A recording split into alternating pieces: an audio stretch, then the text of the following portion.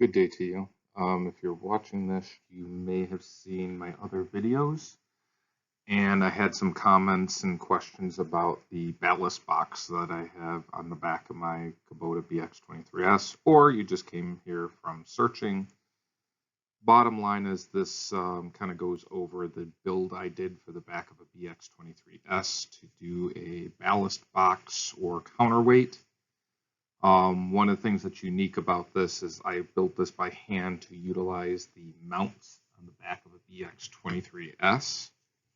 So over in this presentation here of the photos, sadly I did not take many videos of this, so it's just going to be still photos as I narrate through this.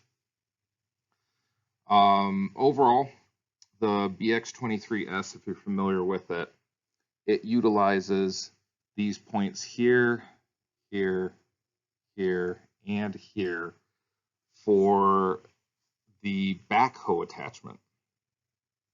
Now, one thing, if you're familiar with how a 3-point hitch works, which I'm guessing most of you guys know, you can get ballast boxes that go on a 3-point hitch. And for there's going to be some sort of mount that goes up here and here. And there's the rod with the pieces that go here, and then you have your counterweight off to the back of it, or ballast box.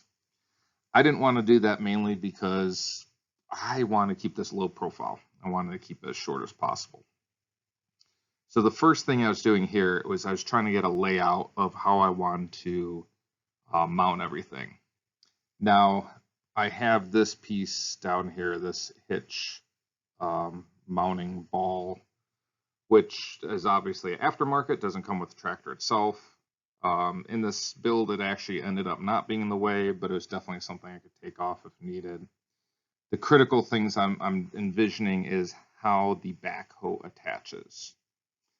And if you're familiar with the BX23s and a backhoe, you probably know how it attaches already.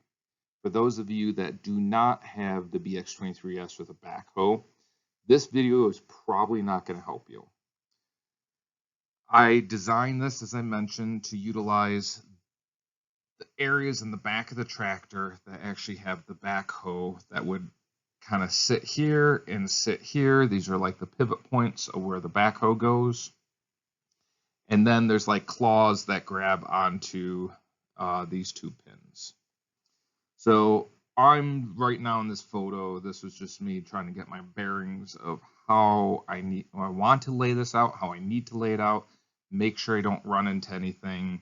Like, definitely want to make sure I'm not going to inhibit that, make sure I'm not in the way of any of the wheels here, and then also to make sure that I'm paying attention to where the fenders are so that nothing gets in the way of that. And again, I want as low profile as possible.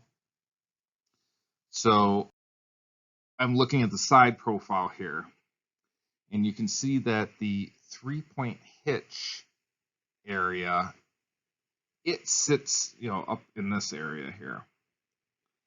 And you can almost see the straight line that's up and down right here for the backhoe attachment.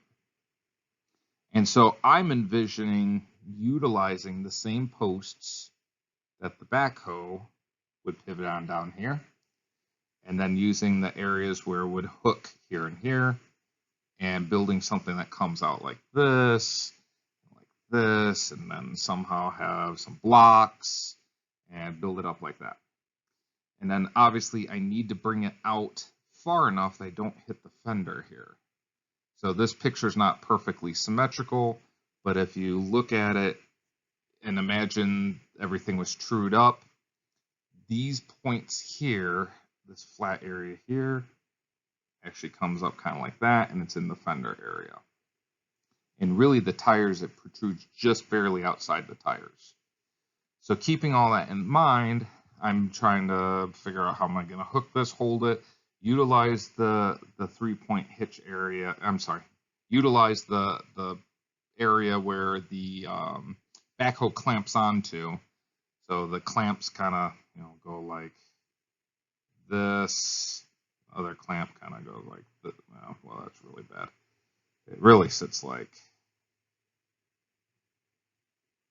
this, and then another clamp sits like this, and that's how it kind of closes into it, and there's like a pivot point here and there. And that's how it clamps onto that piece. So I want to do something similar to that, but I'm not going to be fancy enough to do the clamp. So I'm looking through this, trying to figure out how I'm going to hook all this up, how I'm going to lay all this out, and I start visualizing, kind of like I sketched before, a box that's going to be sitting, something like, come this way, off here a little bit. And there's going to be some sort of rod that sits here, a little rod that sits here, comes this way. There's going to be a tray, it comes to the sides, it's going to go up, go over, down, and then I'm going to have a middle piece, and then I'm going to have each block kind of sit here, something like this, and then obviously each block is solid, and I'm stacking all of them. So I kind of have an idea what I think it's going to look like, but I don't know how I'm going to actually attach all this. So I start with the bottom and work my way up. So if you're familiar or not, there's a company called McMaster-Carr, the kind of reseller in commercial, industrial components. They sell everything the big box store sells and more. It's really for anyone that's manufacturing a commercial environment. They sell tools, they sell dies, they sell punches, they sell raw materials. Pretty much everything you can get at McMaster-Carr. So I'm looking through McMaster-Carr's site, and I start deciding on some of the materials that I want to purchase.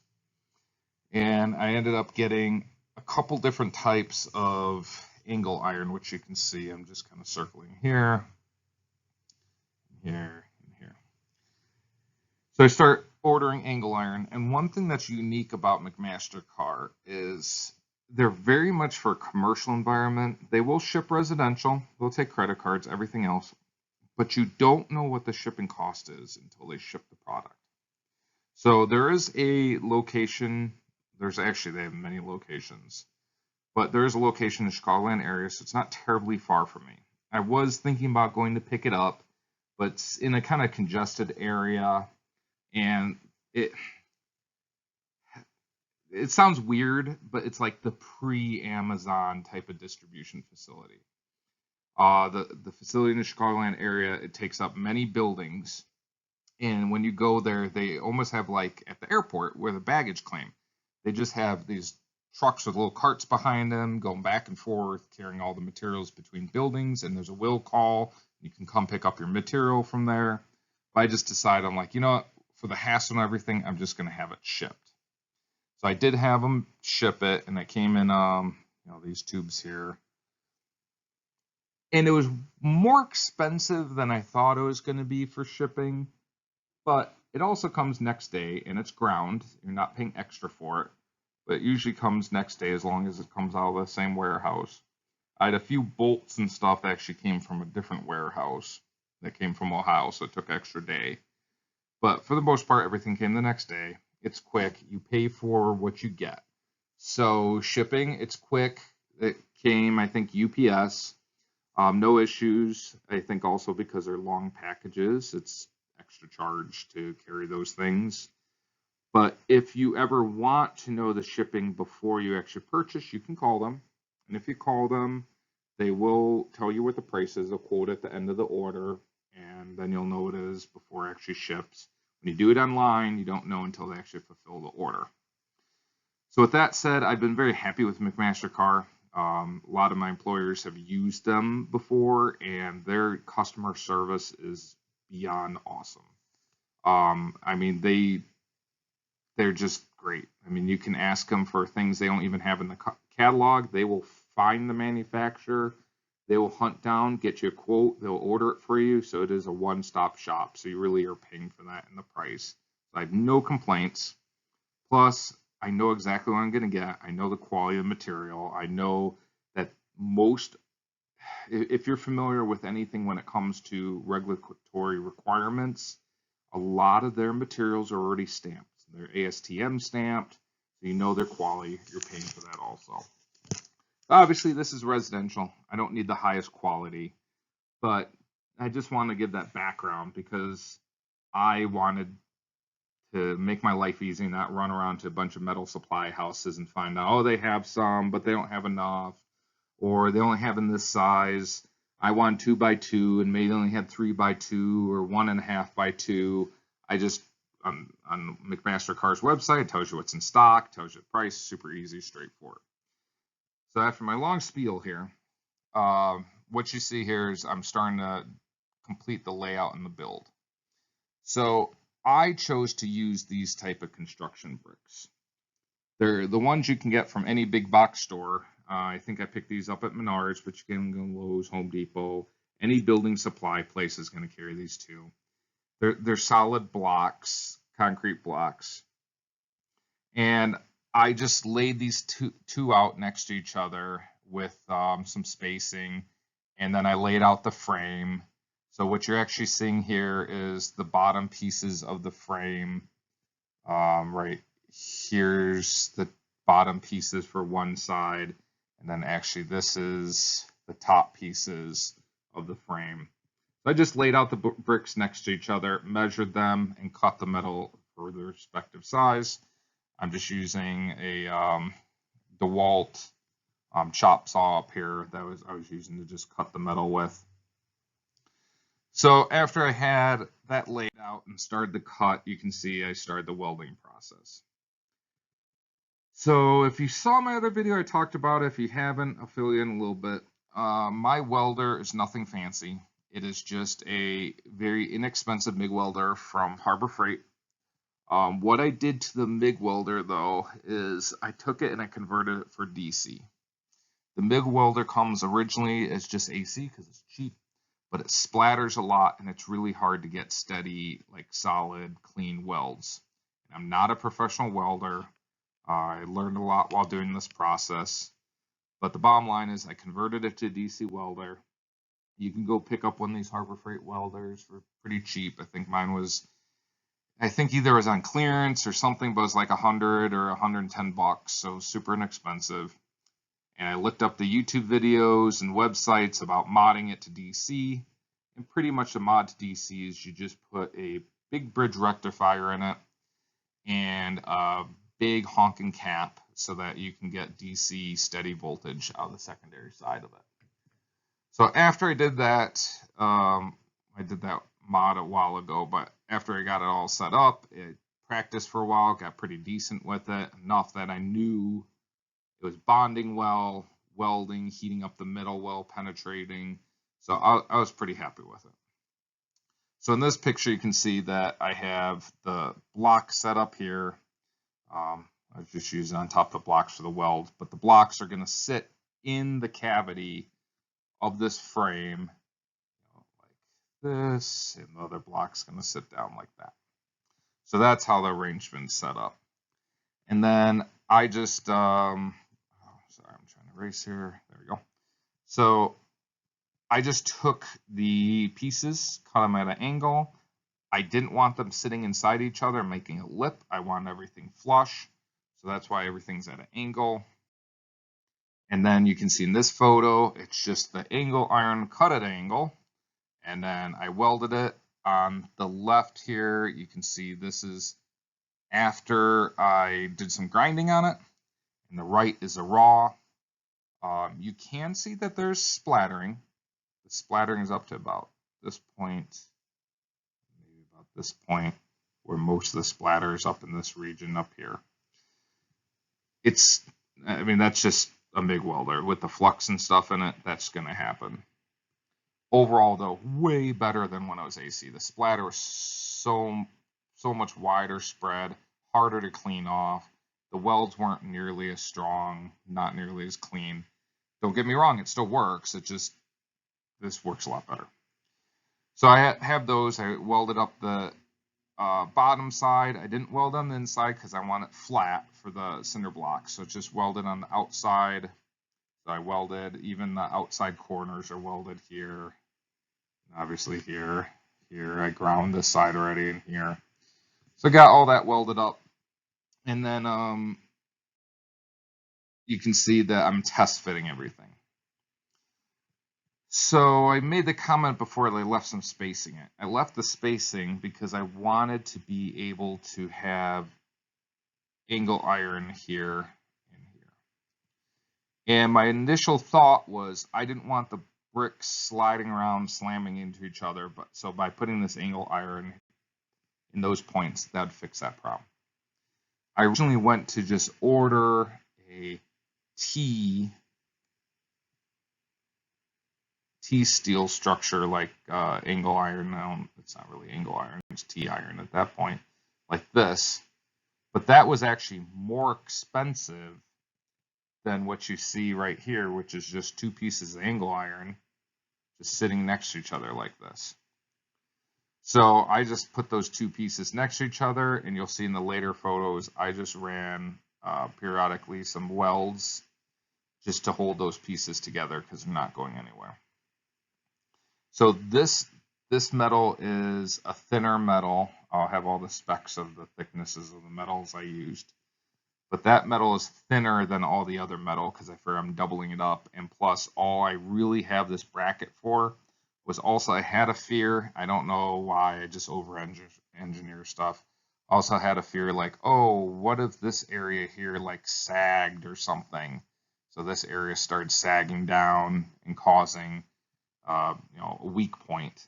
Like, oh, by adding a bolt here and a bolt here and this bracket here, I'll hold everything tight. After getting the build, I really didn't need to go as thick steel as I did, but you know what? Better safe than sorry, and I like over-engineering, so it's all good to go. So anyway, so you can see that I left some gaps when I was building the base so that there's room for this angle iron to sit in here, and this angle iron sitting down inside here, and so on and so forth. And then once I had this laid out, I was mainly doing this because I made the bottom piece and top piece. And so once I had the bottom piece made and the top piece here and here made, I need to make sure I got all these lengths right. So that's really what this picture is showing, again, those lengths right. I was debating how many blocks high I wanted to go, but as I mentioned about the fenders, I also didn't want to block the tail lights. So this is just barely starting to get to the point it covers up the tail lights a little bit. So just another angle of it, just showing, all the way around. All right, so this is the other thing. As I said, low profile, make it tight as possible. I wanted to just use bolts and not have to worry about nuts on the inside, and I could weld this whole frame together.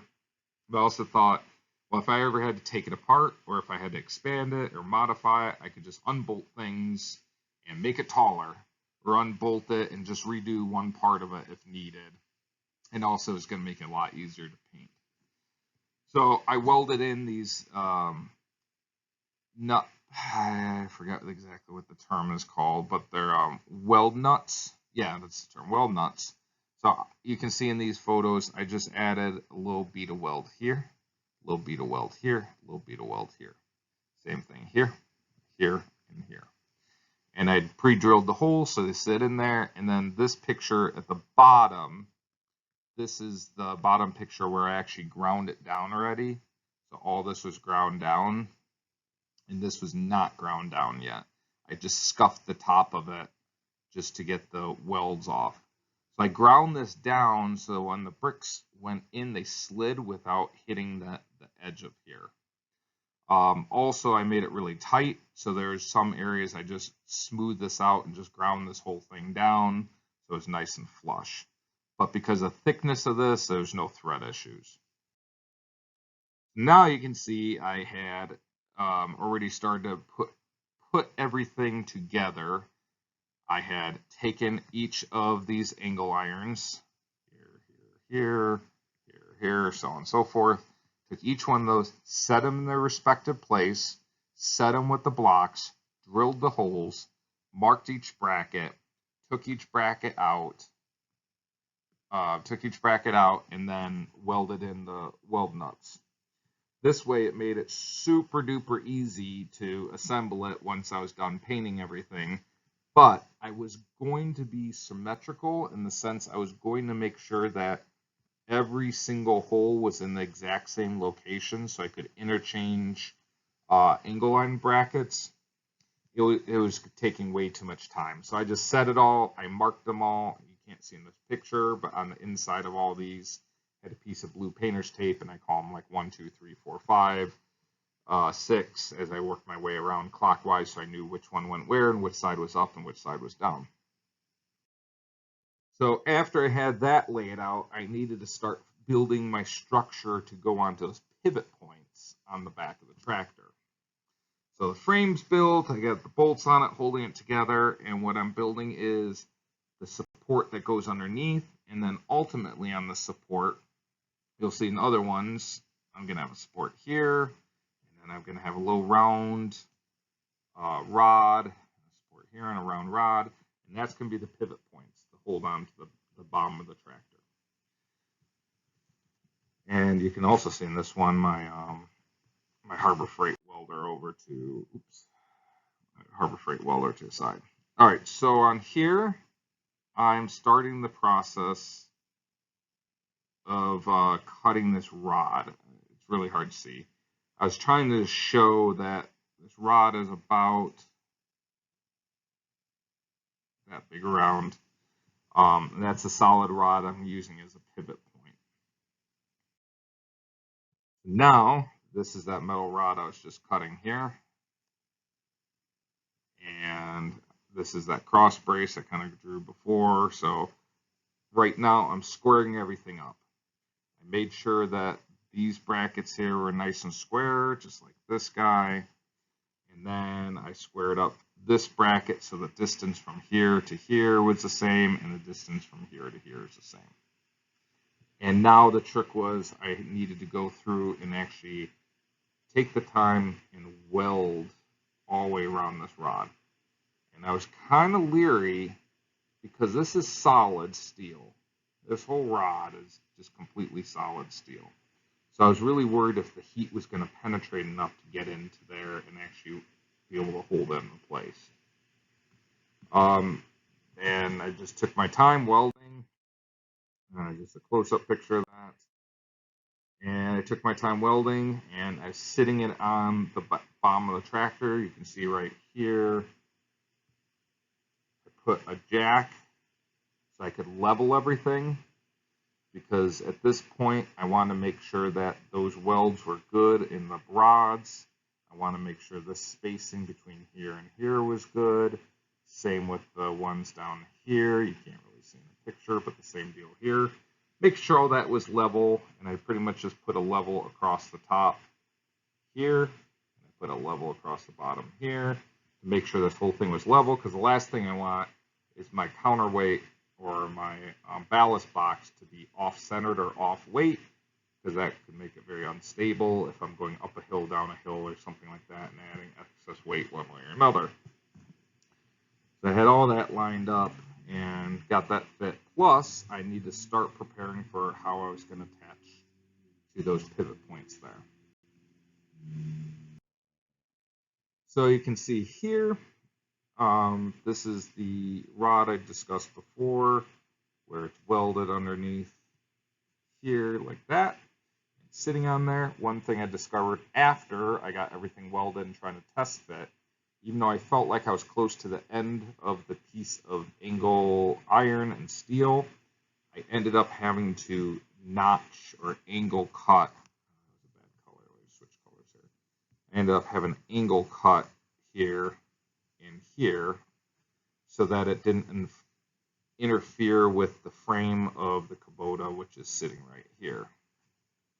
So that was one thing I didn't think about. I didn't see when I was first putting it together. It was minor. I just had to use my angle grinder and just cut that piece off. So it wasn't as clean of a cut as if I did it in my chop saw, but I still got the job done. Now, this is where I was talking before. I said, hey, I need to make sure I have plenty of clearance. So that's how I got those distances from here to here, make sure I had plenty of clearance, and make sure I cleared the fender. And as I mentioned before, I'm just barely hitting the bottom of the tail light, plus the tail light's angled, so it's kind of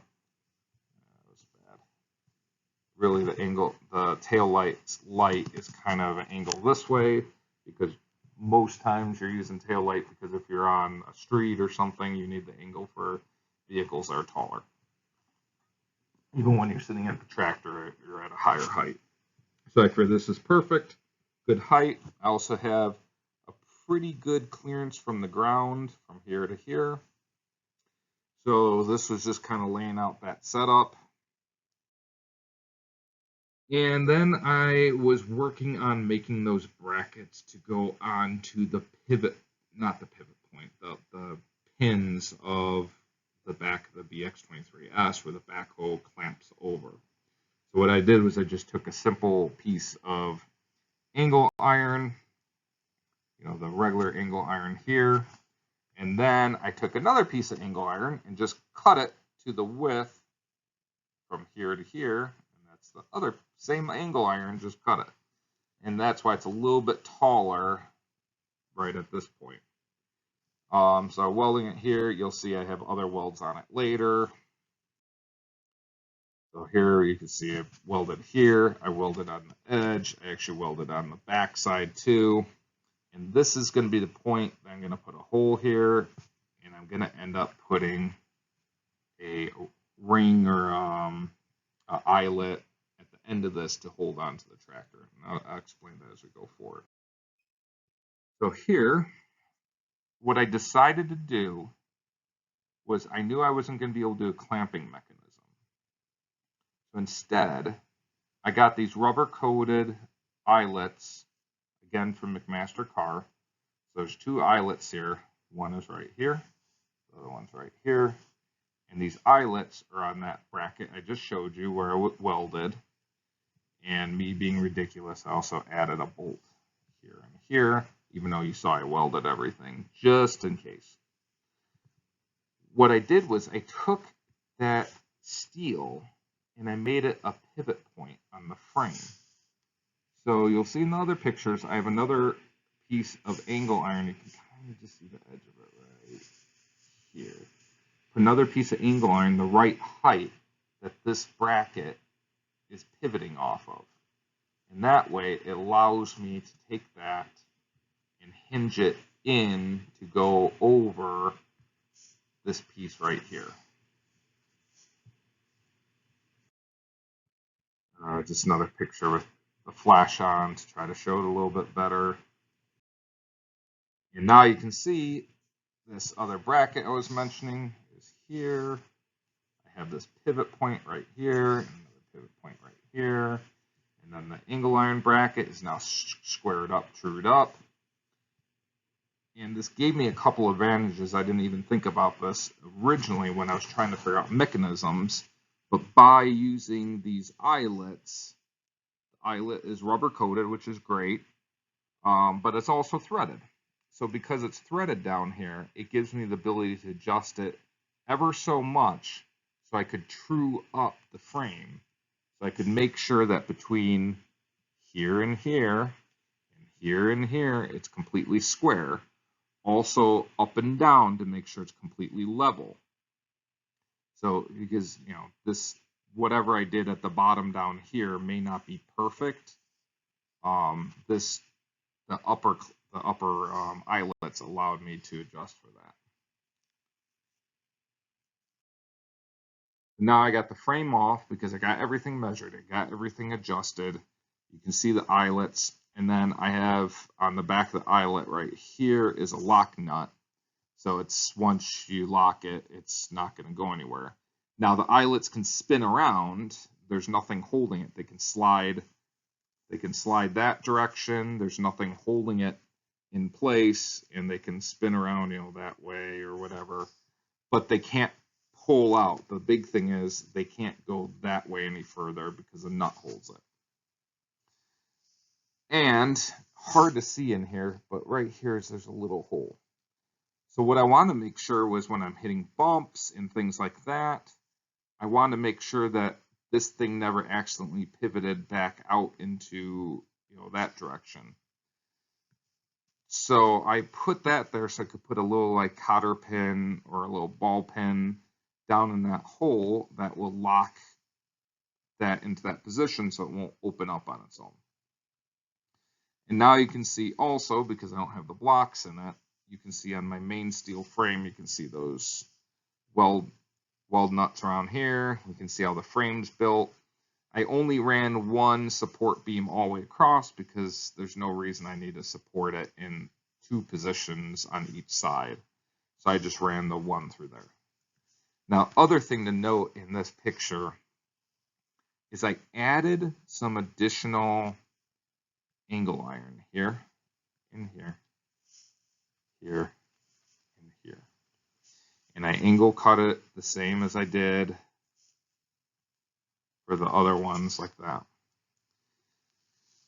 What that's for is, if you remember in the side pictures of the back of the Kubota, at the bottom, it kind of goes like this into the frame, like that. Well, it's kind of hard to see, but there's also a little piece that kind of protrudes up around in this area. So what this allowed me to do was, when the bracket went to go sit in here, and my angle irons, let me change my color back to the red, my angle iron sitting like this, not that it would ever happen, but it could bounce up in that direction. Could. I highly doubt it ever would. But by adding this angle iron that you see, those little pieces I put here, with a little hole in it, I'm able to put a rod through here that locks it so it can't bounce upward. It actually, I think I'm representing that wrong. I think actually the hole may be right here. I think it's something like that, so it doesn't bounce upward. Obviously, that's not to scale, just to give you an idea of what that's there. And you'll see it more in my other photos. Other than that, pretty much the frame's built at this point, and I'm ready to start painting. So just another picture of it, showing you at a different angle, everything, all the welds I've ground down and cleaned up. And then you can see where I was talking about before, I added the little spots of weld here to hold the pieces together. I didn't do any welding on the outside, only on the inside, because I put a bolt here and a bolt here. They're not going anywhere. Another back picture, you can just see all the components again. And now I'm preparing for welding. Now, one thing I did to make my life easy, I did also add this.